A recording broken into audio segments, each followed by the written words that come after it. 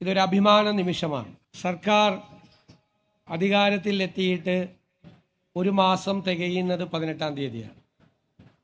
അതിനു മുൻപ് ജനങ്ങൾക്ക് നൽകിയ ഒരു പ്രധാനപ്പെട്ട വാഗ്ദാനം പാലിക്കാൻ കഴിഞ്ഞതിൻ്റെ ചാരിതാർത്ഥ്യത്തിലാണ് ഞാനിവിടെ നിൽക്കുന്നത്. ഇന്ദിരാ ഗ്യാരണ്ടിയുടെ ഭാഗമായി പ്രഖ്യാപിച്ച സ്ത്രീകൾക്ക് ട്രാൻസ്പോർട്ട് ബസ്സിലെ സൗജന്യ യാത്രയുടെ 1-ാം ഘട്ടമാണെന്ന് ഇവിടെ ഉദ്ഘാടനം ചെയ്യപ്പെടുന്നത്. ഞാൻ ഇതിനെ കാണുന്നത് സ്ത്രീകൾക്ക് നൽകുന്ന ഒരു ഔദാര്യമായിട്ടല്ല. ഞാൻ കരുതുന്നത് ഈ പദ്ധതിക്ക് സാമൂഹ്യവും സാമ്പത്തികവുമായ പ്രതിഫലനങ്ങൾ നമ്മുടെ സമൂഹത്തിൽ ഉണ്ടാകുമെന്നാണ്. Socio economic impact. സാമൂഹ്യമായ പ്രതിഫലനം എന്ന് പറയുന്നത് സ്ത്രീകൾക്ക് അഭിമാനത്തോടുകൂടി സർക്കാരിൻ്റെ ഒരു വണ്ടിയിൽ യാത്ര ചെയ്യാൻ കഴിയുക. അത് സൗജന്യമല്ല. ഞങ്ങളുടെ സർക്കാർ, ഞങ്ങളുടെ വാഹനം, ഞങ്ങൾ ഇതിലൂടെ യാത്ര ചെയ്യുന്നു. എത്രയോ സാധാരണക്കാരായ സ്ത്രീകളാണ് KSRTCയിൽ യാത്ര ചെയ്യുന്നത്. വലിയ അലൂമിനിയം പാത്രവുമായി മത്സ്യ വിപണനത്തിന് പോകുന്ന മത്സ്യത്തൊഴിലാളി സ്ത്രീകൾ നഗരങ്ങളുടെ അപ്പുറത്ത് നിന്ന് ഈ നഗരത്തിലേക്ക് ഹോം മെയ്ഡായി ഫ്ലാറ്റുകളിലും വില്ലകളിലും 3-4 ഫ്ലാറ്റുകളിൽ പോയി ജോലി ചെയ്യുന്ന പാവപ്പെട്ട സ്ത്രീകൾ, കഠിനാധ്വാനം ചെയ്ത് രാവിലെ എത്തി സന്ധ്യ എങ്ങുമ്പോൾ തിരിച്ച് വീട്ടിലേക്ക് മടങ്ങുന്ന പാവപ്പെട്ട സ്ത്രീകൾ, വിദ്യാർത്ഥിനികൾ, ജീവനക്കാർ, പല തട്ടിലുള്ള സ്ത്രീകൾ, സാധാരണക്കാരായ സ്ത്രീകൾ, ആശുപത്രികളിലേക്ക് വരുന്നവർ, ബാങ്കുകളിൽ പോകാൻ വരുന്നവർ, സർക്കാർ ഓഫീസിൽ പോകാൻ വരുന്നവർ, എത്രയോ പേരാണ്. തൊഴിലെടുത്ത് ജീവിക്കുന്ന എത്രയോ പാവം സ്ത്രീകളാണ്. പലരും എന്നോട് പറഞ്ഞു, കണക്ക് കൂട്ടി പറഞ്ഞു, സാർ ഇത്രയും രൂപ ഞങ്ങൾക്ക് മാറ്റിവെക്കാൻ കഴിയും. ആ മാറ്റിവെക്കാൻ കഴിയുന്ന രൂപ എന്ത് ചെയ്യണമെന്ന് പോലും അവർ തീരുമാനിച്ചിട്ടുണ്ട്. നേരത്തെ നമ്മൾ അധികാരത്തിൽ വരുന്നതിന് മുമ്പ് അവർ തീരുമാനിച്ചിട്ടുണ്ട്. ഈ പദ്ധതി നടപ്പിലാക്കിയാൽ ഒരു ദിവസം എത്ര രൂപ സേവ് ചെയ്യാൻ പറ്റും, ഒരു മാസം എത്ര രൂപ സേവ് ചെയ്യാൻ പറ്റും, ആ പണം എന്ത് ചെയ്യണം. ഒരു സ്ത്രീ എന്നോട് ഉപദേശം ചോദിച്ചു. അപ്പം എനിക്ക് ധനകാര്യം കിട്ടുമെന്നൊന്നും എനിക്കറിയില്ലല്ലോ, അന്ന് മന്ത്രിയാവുമെന്നും മുഖ്യമന്ത്രിയാവുമെന്നൊന്നും അറിയില്ല. ഞാൻ പറഞ്ഞു KSFEയിൽ ചിട്ടി കൂടിയാൽ മതിയെന്നും. ഇപ്പം എനിക്ക് തോന്നി നല്ല ഉപദേശമായിരുന്നു. ഇപ്പോൾ KSFE എൻ്റെ വകുപ്പിൻ്റെ ഭാഗമാണ്. ഞാൻ പറഞ്ഞു അപ്പോൾ ഒരു സേവിങ്സ് അവർക്ക് എന്തെങ്കിലും കാര്യത്തിന്, ഒരു വീട് വയ്ക്കാൻ അല്ലെങ്കിൽ ഒരു മകളുടെ വിവാഹത്തിന് ഈ തുക മാറ്റിവെക്കാം. പിന്നെ ചെലവഴിക്കപ്പെടുമല്ലോ ഈ തുക. ഇപ്പോൾ സർക്കാർ 800 കോടിയോളം രൂപയാണ് മുടക്കുന്നത്. 800 കോടിയാണ് ഒരു വർഷം സർക്കാർ ഈ പദ്ധതിക്ക് വേണ്ടി മുടക്കുന്നത്. 800 കോടി രൂപ KSRTCക്ക് കൊടുക്കുകയാണ്. അല്ലാതെ KSRTCയെ സാമ്പത്തിക പ്രതിസന്ധിയിലാക്കി നിങ്ങൾ കൊടുത്തോ എന്നല്ല പറയുന്നത്. പക്ഷേ എനിക്ക് ഗതാഗത മന്ത്രിയെക്കുറിച്ച് ഒരു ആത്മവിശ്വാസമുണ്ട്, അവരുടെ ടീമിനെ കുറിച്ച്. കുറച്ച് നാൾ കഴിയുമ്പോൾ ഈ പൈസ ഒന്നും വേണ്ടെന്ന് ഗവൺമെന്റിനോട് പറയും, ധനകാര്യ വകുപ്പിനോട്. അവരുടെ ആ ടീം അത് നന്നായി ചെയ്യുമെന്നാണ് എൻ്റെ വിശ്വാസം. KSRTCയുടെ വരുമാനം അവർ വർദ്ധിപ്പിക്കും, ഒരു സംശയം വേണ്ട.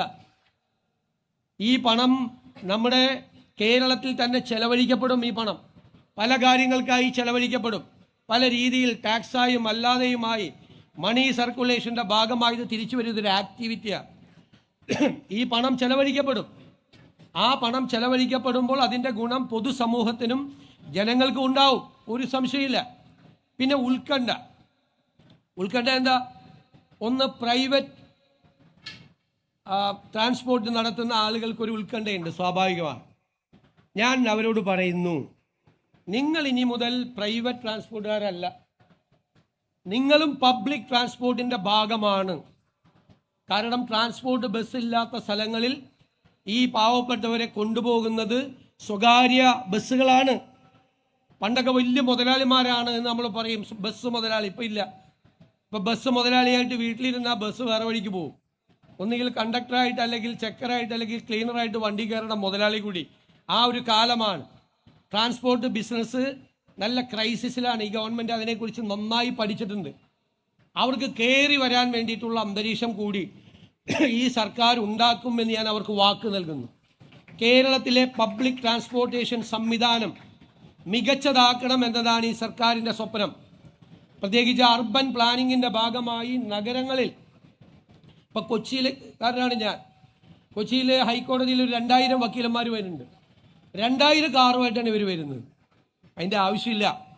പബ്ലിക് ട്രാൻസ്പോർട്ടേഷൻ മികച്ചതാണെങ്കിൽ വക്കീലിന് വീടിൻ്റെ പുറത്തേക്ക് ഇറങ്ങി നിന്നാൽ, ഡോക്ടർക്ക്, എഞ്ചിനീയർക്ക്, ജീവനക്കാർക്ക് വീടിൻ്റെ പുറത്തേക്ക് ഇറങ്ങി നിന്നാൽ ഏത് ഡെസ്റ്റിനേഷനിലും പോകുന്ന ഒരു പൊതു ഗതാഗത സംവിധാനം ഉണ്ടെങ്കിൽ അവർ ഈ വണ്ടി എടുക്കില്ല.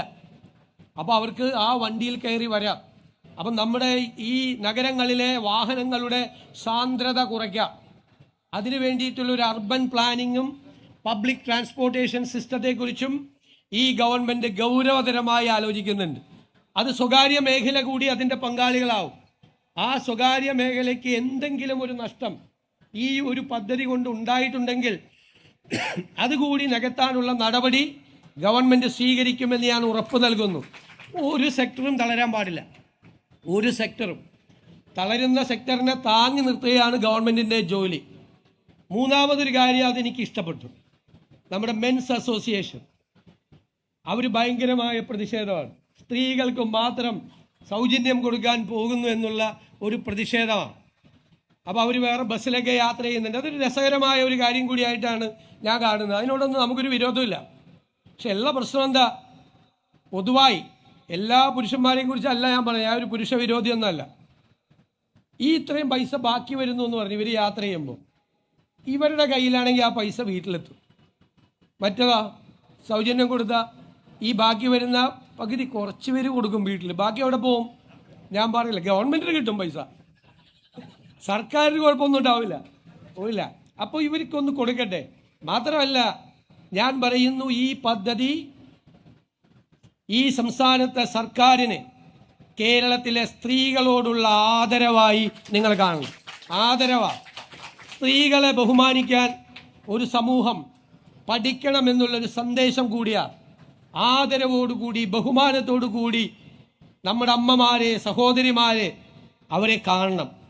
ആ ആദരവാണ് ഈ സംസ്ഥാന സർക്കാർ അധികാരത്തിൽ വന്നതിന് ശേഷം പ്രഖ്യാപിച്ച് നടപ്പാക്കുന്ന ആദ്യത്തെ പദ്ധതി കേരളത്തിലെ സ്ത്രീകളോടുള്ള നമ്മുടെ എല്ലാവരുടെയും കേരളത്തിലെ ജനങ്ങളുടെ ആദരവായി കണക്കാക്കണം എന്ന് ഞാൻ ആഗ്രഹിക്കുന്നു.